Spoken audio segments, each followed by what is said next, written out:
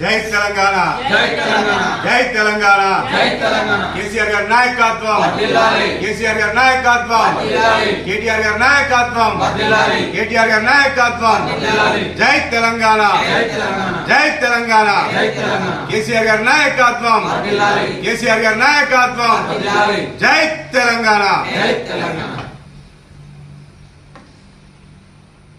మన తెలంగాణ తొలి ముఖ్యమంత్రి ఉద్యమ నేత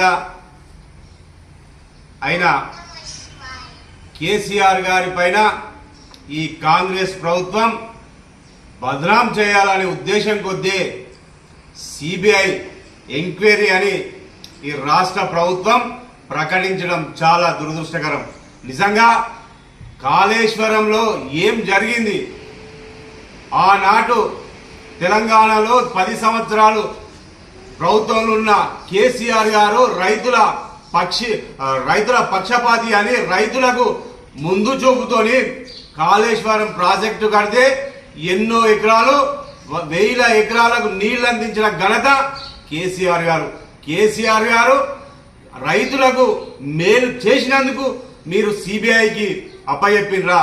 నిజంగా తెలంగాణ రైతులు ఎంతో ఆనాడు ఉమ్మడి ఆంధ్రప్రదేశ్లో ఎంతో మంది రైతులు నీళ్లు లేక సాగునీరు చేయక ఎంతో మంది రైతులు చనిపోవడం జరిగింది.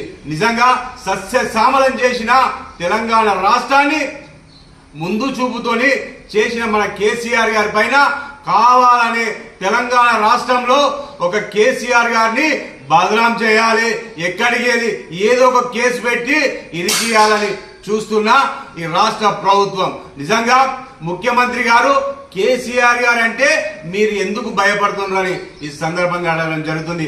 మీరు మొన్న అసెంబ్లీలో మా ఆనాటి మన ఇరిగేషన్ మినిస్టర్ అయిన హరీష్ రావు గారు అక్కడ ఖచ్చితంగా అన్ని విషయాలు చెప్పడానికి ప్రయత్నిస్తే మీరు మీ మంత్రులు కానీ మీ ఎమ్మెల్యేలు కానీ మీరు కాంగ్రెస్ నాయకుల ఎమ్మెల్యేలు ఎంపీల మన మంత్రులు ఒక్క 32 సార్లు అడ్డుకోవడం జరిగింది. అయినా మా హరీష్ రావు గారు ఓపిక కొద్దీ మీకు ప్రజలకు తెలవాలని ఎక్కడ మేము తప్పు చేయలేం, ఖచ్చితంగా ప్రజల పక్షాన్ని నిలబడ్డాం, రైతులకు మేము నీళ్లు అందించడం, కాళేశ్వరంలో ఏ తప్పు చేయలేమని ప్రయత్నిస్తూ అసెంబ్లీలో మాట్లాడితే అక్కడ అడ్డుకునుడే. ఎందుకు అడ్డుకునుడు? మీరు ఖచ్చితంగా మీరు ఉద్దేశం ఏది లేకపోతే ఎందుకు అడ్డుకుంటాడని ఈ సందర్భంగా తెలియడం జరుగుతుంది.